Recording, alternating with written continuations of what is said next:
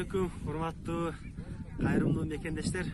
Бүгүн Элим Барсын Ош коомдук кайрымдуулук фонду Чыйырчык лыжа базасында фондубузда катылып турган муктаж үйлөр балдарын эс алдырууга алып келгенбиз. Эң негизинен бул жерге демөөрчү болуп, балдарыбыздын жүзүнө кубаныч тартуулаган ушул Чыйырчык базасынын жетекчисине жана жааматына фондубуздун атынан жалпы балдарыбыздын ата-энелер атынан терең ыраазычылык билдиребиз.